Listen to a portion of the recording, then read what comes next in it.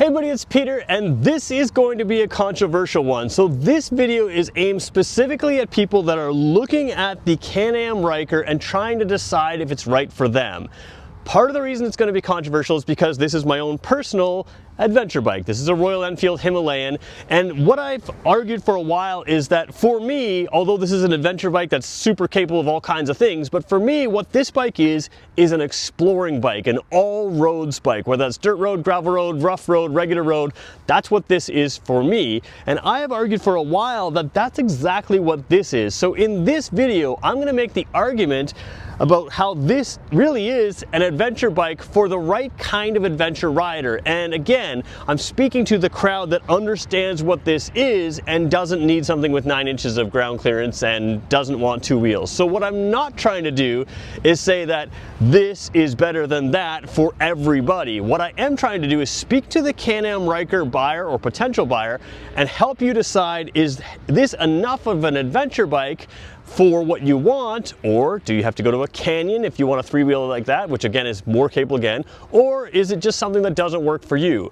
And the reason this is so controversial is because Extreme Torque Motorsports is actually letting me put my own personal bike that I bought, which is an adventure bike, in with this. And usually what happens is when you start comparing this to a motorcycle, the comment section fills up with, hey, that's not a motorcycle, that can't do, that can't do. And I know what it can't do, and so does Extreme Torque Motorsports, but they're allowing me to do a side-by-side to talk about some of the features on a traditional adventure bike, especially an all-roads explorer type bike, and what you get on this. So that's my very long intro. Do me a favor, help me in the comment section with some of the positive stuff. If you're a type of Can-Am shopper, I hope this will really help you. And if you've decided that, hey, this is not an adventure bike and it's not for you, no problem. You don't have to, you don't have to share that. I get that this isn't a heads or apples to apples comparison. So with that huge long introduction, let's start with this review. So the reason I like this comparison is this is a 40 horsepower single cylinder bike. It's not exceptionally, it's not a huge standout on the spec sheet. And sometimes people complain that this one at 90 horsepower doesn't have enough power or this and that and the other thing. And I would argue that this has plenty of power for what I want to do. This has significantly more. Now it is a bigger vehicle, but this one is also faster.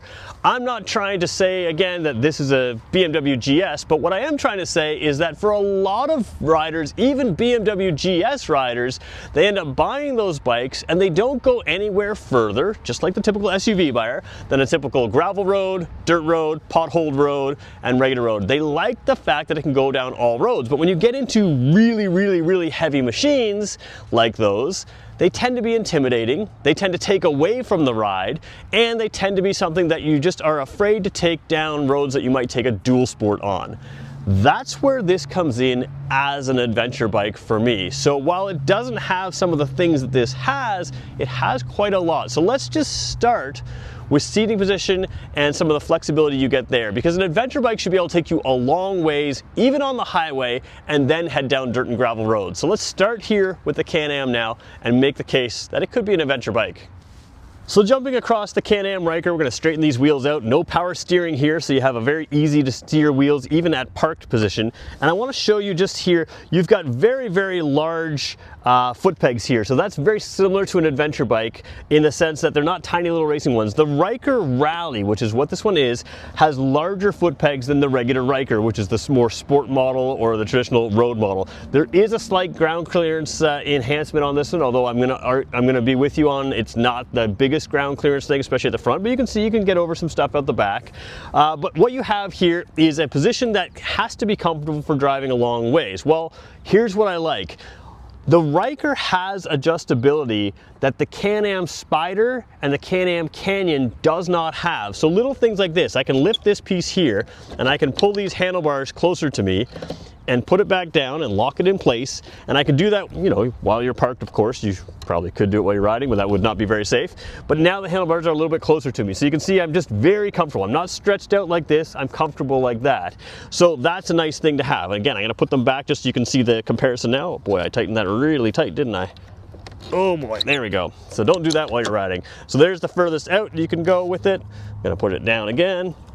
If I push it out, and now my arms are, so I went from like here, elbows almost at 90, to full out straight. The reason that's important is because not just to find a single position that you want, but if you want to lean a little bit into the windshield, you can do that. If you want to kind of lay back, you can do that. If you want to just kind of switch up your position after a while, you can do that. The other thing about the Ryker Rally is it comes standard with cruise control. A lot of lighter weight adventure bikes especially don't come standard with that. Even mid-weight adventure bikes don't come standard with cruise control. So you have cruise control to make driving easy, and you have the adjustable handlebars, but that's not it. You also have adjustable foot pegs here. So this one can go all the way to the front like that, which is way out here, so you have that kind of cruiser kind of feel, and when you put the legs out, you may want the handlebars back, and you can kind of do that. But you also have the ability to move these all the way back to here, which allows you, if I get the other one in the right spot, to stand up as well, to have some control, put some weight on the front. And the reason that's important is because this one has a drive mode that's a rally mode and allows the rear wheel to have some slip. So these things have really good traction control, and they used to really not allow any slip at all, but you can put this in a rally mode, you can unload the rear end, load up the front end, and you can swing that rear end out easily. Now you can do it seated as well, but even just for a regular road trip, want to put your legs like this, want to put your hands forward, you can do that. Want to put your hands back, your legs out, you can do that. That's one of the cool things about the Ryker is if you think about an adventure bike as something that you can head down the highway and get comfortable on and stay comfortable on, having movable foot pegs instead of having, adjustable, and having an adjustable, movable handlebar really allows comfort. Throw in the cruise control, and then you have a windshield. This is an accessory windshield. It doesn't come standard with the Rally, but this is a windshield. There's various levels,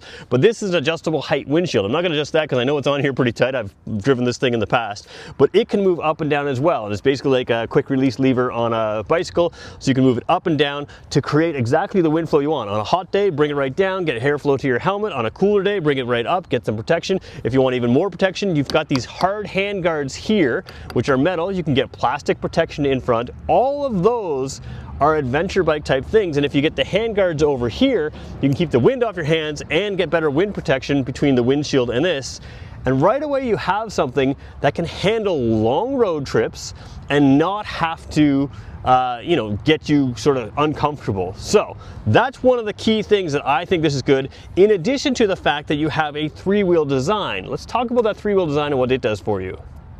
So a three-wheel design does a lot of things for you. First of all, it gives you sports car-like handling because you've got the wheels out. You can sort of see that IndyCar, F1 car kind of feeling of the bodywork's in close, suspension goes out, steering goes out, and the wheels are set out like that. So it does corner differently than a motorcycle, right? In a motorcycle, you're going to lean with the turn.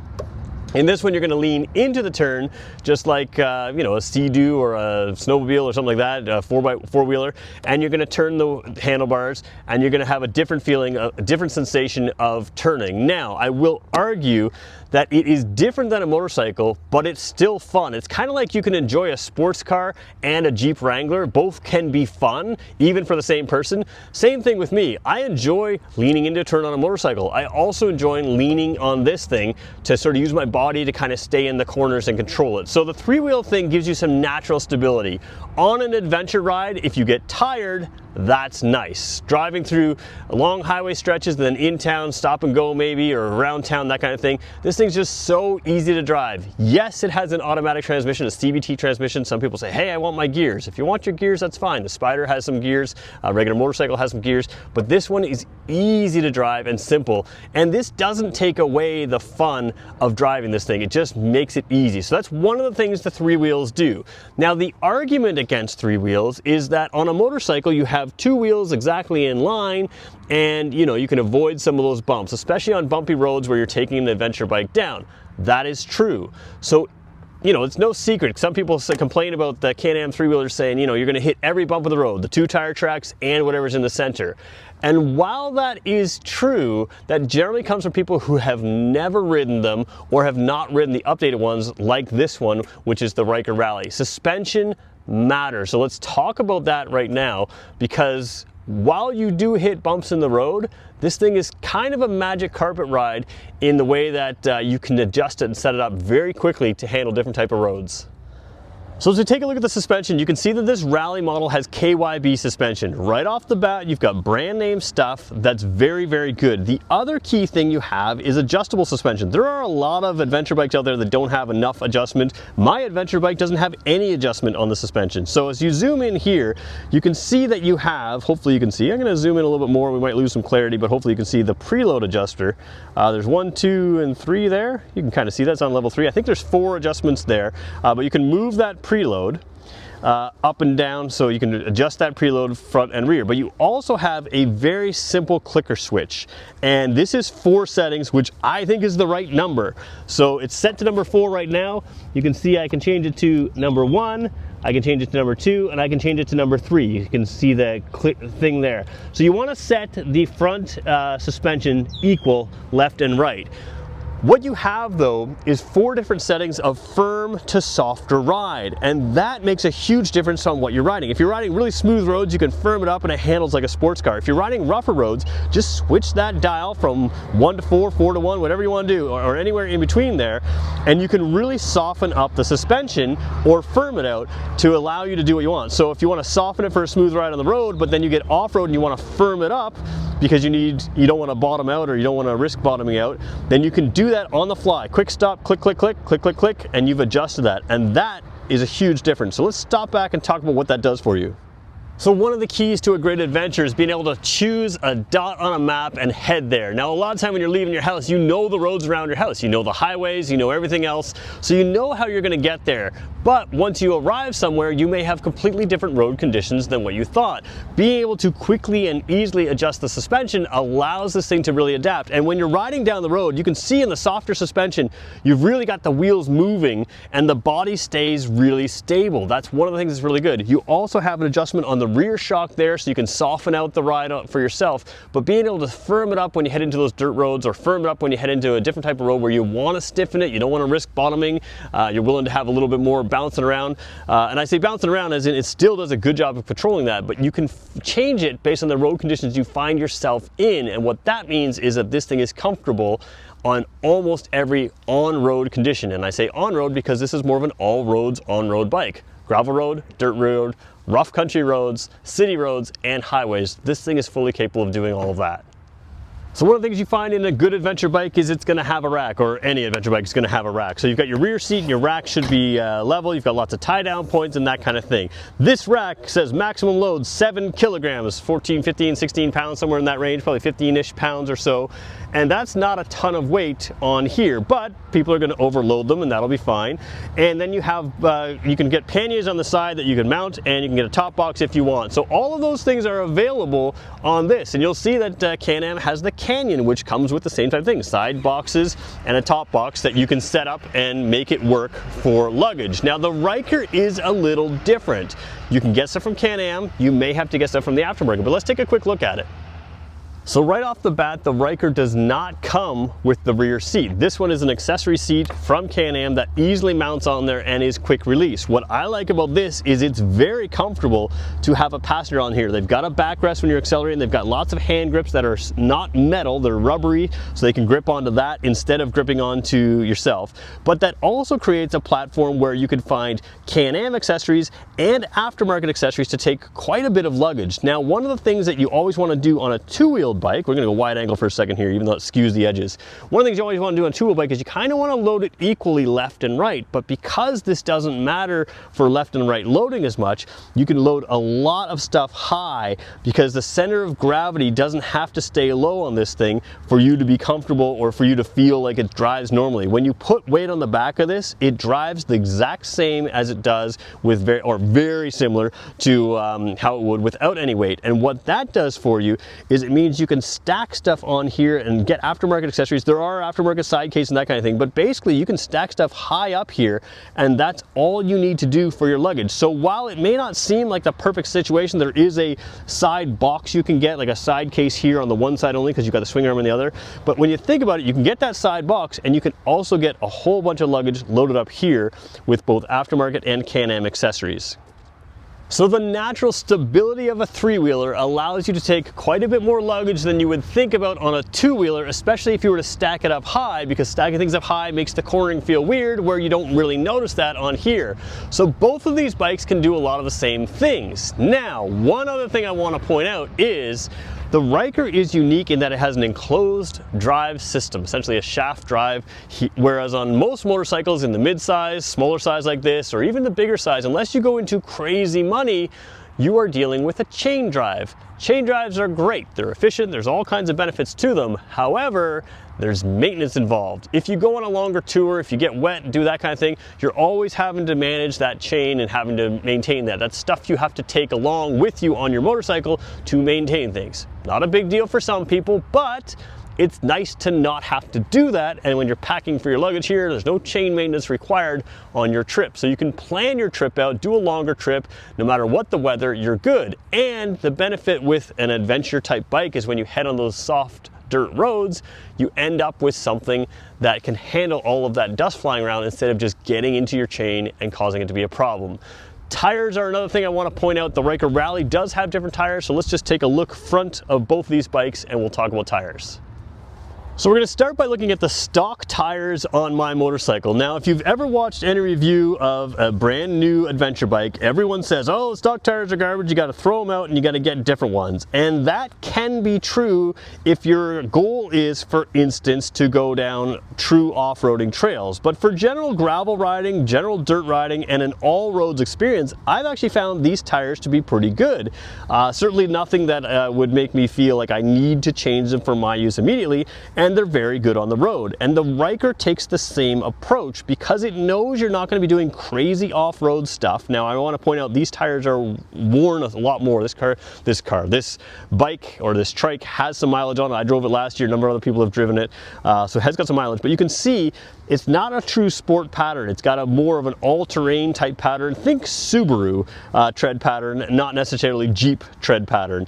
But what that does is it's more resistant to the types of things you're going to find on a dirt road, on a gravel road. And it does give you enough traction to steer, it does give you enough traction to brake and do everything else. So all of those things are set up for you already here. Are they knobbies like a Jeep or something like that? No, they're not. Are they knobbies like a two-wheeler that you would get in a dual sport? No, neither one of these have that. But I would argue that the tires are set up to do the exact same types of things.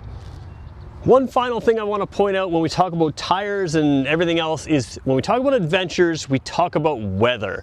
And this is more true for an adventure bike than it is for something like a sport bike. A lot of times a sport bike, because they're not super comfortable, you kind of look outside, it's not raining. A day like today is a great day to take a sport bike out. But if you want to do an adventure, sometimes you're planning a camping trip or you're planning an Airbnb roundabout or you're planning something that's a longer trip and it's like, hey, that Saturday I'm going, that's the day I'm off work and that's what I want to do. Well, sometimes the weather hits, or you leave in the morning, there's that morning rain there that's going to clear up throughout the day. Well, adventure bike tires have more tread openings. They tend to be set up for some of that poorer weather because you can't always plan your vacation around the weather. This bike is better again, or this trike is better again, because what happens with a trike is the braking system is phenomenal. If you think about most of the braking force on a motorcycle, it's all done with the front wheel. That's why you have a different style disc usually on front sport bikes than you do on the rear. It's a more ventilated type situation because all of that braking is done on the front wheel, or much of it is done on the front wheel.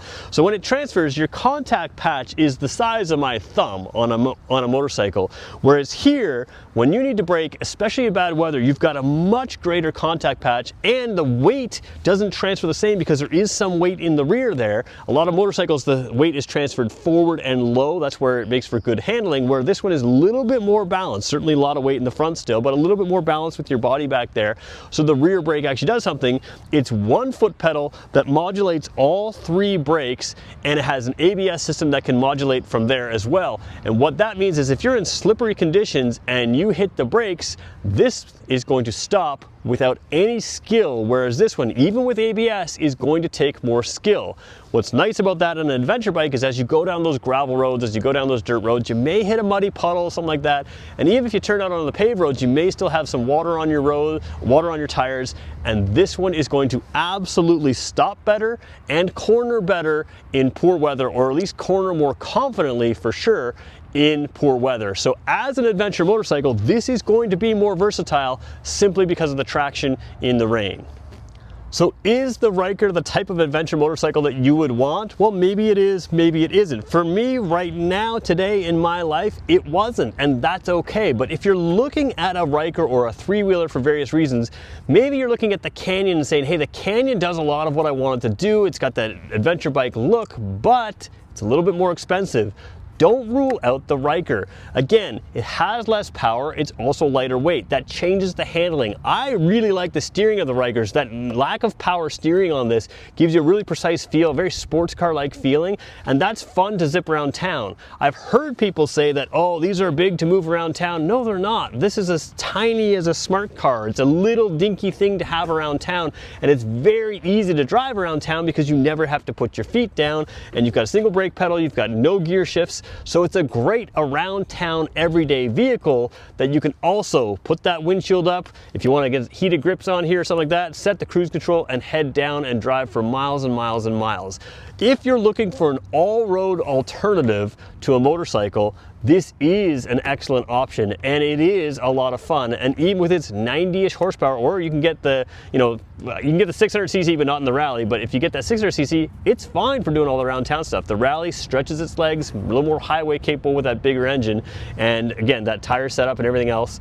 This thing is a real option if you want to go on all roads. So there is my kind of adventure bike comparison between the Can Am Ryker Rally and an adventure bike, making the argument that, hey, for a lot of people, this might be all the adventure bike you need, with some enhancements in poor weather, some enhancements in general comfort, some enhancements in standard cruise control, wind protection on your legs and body as well. It's got a lot of things going for it. So if this works for you, let me know in the comments below. Let me know the types of things that you do with your Can Am Ryker, or you'd love to do with the Can Am Ryker. And if you have questions, let me know. And if you made it this far, do me a favor, give Extreme Torque Motorsports a little thumbs up, give them a like, give them a nice positive comment, because again, not a lot of people would put their stuff up against somebody else's stuff on the video. So that's what I've found with dealerships. So I want to thank everybody for making it this far in the video, and we'll talk to you in the next one.